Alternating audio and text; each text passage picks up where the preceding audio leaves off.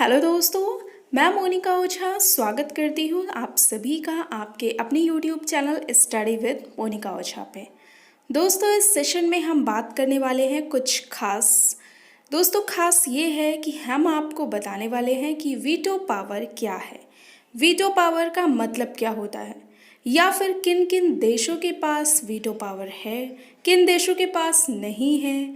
इनसे जुड़ी सभी जानकारियाँ, यहाँ तक कि रूस ने अब तक वीटो पावर से हमारे भारत देश की हेल्प कैसे की है और कितनी बार की है, इनसे जुड़ी सभी जानकारियाँ इस एक ही वीडियो में आपको मिलने वाली है।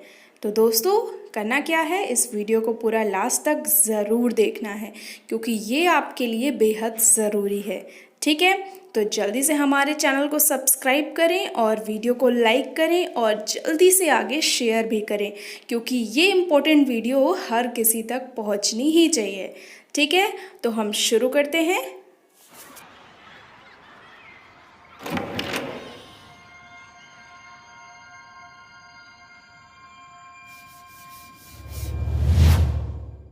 जानते हैं कि वीटो पावर क्या होता है। ठीक है, तो दोस्तों आपको बता देना चाहती हूँ कि ये जो वीटो नाम का शब्द है, ये एक लैटिन भाषा का शब्द है और इसका मतलब होता है किसी देश के अधिकारी को एक तरफा रूप से या फिर किसी कानून को रोक लेने का ये एक अधिकार होता है, वीटो पावर। अब आपको बताते हैं कि ये यूएनएससी क्या है। सबसे पहले तो जानिए कि यूएनएससी का फुल फॉर्म होता है यूनाइटेड नेशंस सिक्योरिटी काउंसिल। अब आपको इसका कार्य बताते हैं कि आखिर ये यूएनएससी क्या है।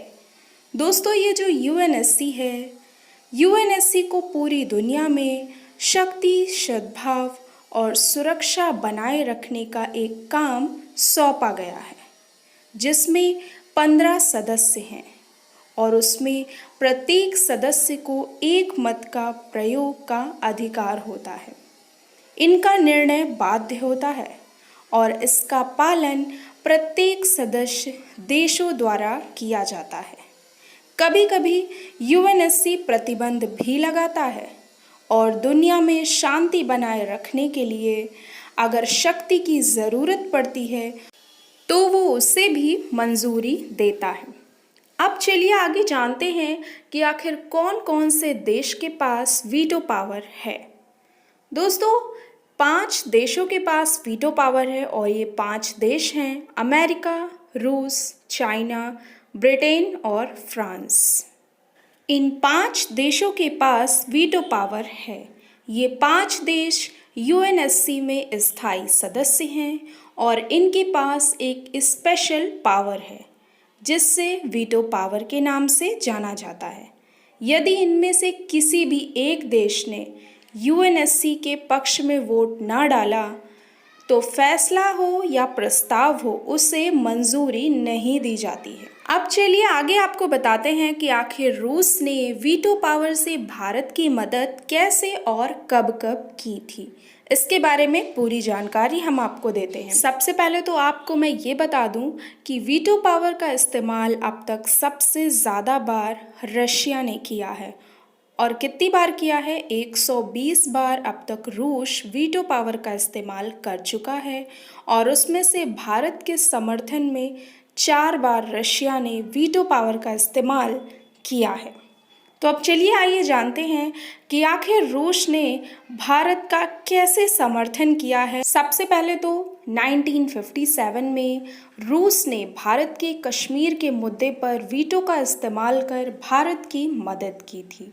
इसके बाद सेकंड नंबर पर है 1955 में जब पाकिस्तान ने विसैन्यकरण के संबंध में एक अस्थायी संयुक्त राष्ट्र बल के इस्तेमाल का प्रस्ताव रखा था, तो एक विपक्षी मुद्दा अंतर्राष्ट्रीय मुद्दा बनने के काफ़ी ज़्यादा करीब पहुंच गया था। तब यूएसएसआर ने ही भारत के पक्ष में वीटो पावर का इस्तेमाल कर और भारत की मदद की, जिससे ये मुद्दा खारिज कर दिया गया था। इसके बाद तीसरी बार 1961 में रूस ने भारत की मदद की और अपनी वीटो पावर से गोवा राज्य को आज़ाद कराया था। 1961 में गोवा पुर्तगाल के अधीन था और भारत इस क्षेत्र को मुक्त करने और राष्ट्र का हिस्सा बनाने की कोशिश कर रहा था। उस वक्त अमेरिका, फ्रांस ने भारत का साथ नहीं दिया था, लेकिन रूस भारत के बचाव में आया और अपनी वीटो पावर का इस्तेमाल करके गोवा को पुर्तगाल के शासन से हमेशा के लिए मुक्त कर दिया था। इसके बाद चौथी बार 1962 में रूस ने एक बार फिर से भारत की मदद की थी। भारत पाकिस्तान के कश्मीर के मुद्दे को सुलझाने के लिए आपस में सीधी बातचीत करने के लिए आग्रह किया गया था, जिसमें से अमेरिका, चाइना, ब्रिटेन, फ्रांस ने इस प्रस्ताव को मंजूरी भी दे दी थी, लेकिन रूस ने भारत का साथ दिया था और वीटो पावर का इस्तेमाल कर इस प्रस्ताव को शून्य बना दिया था।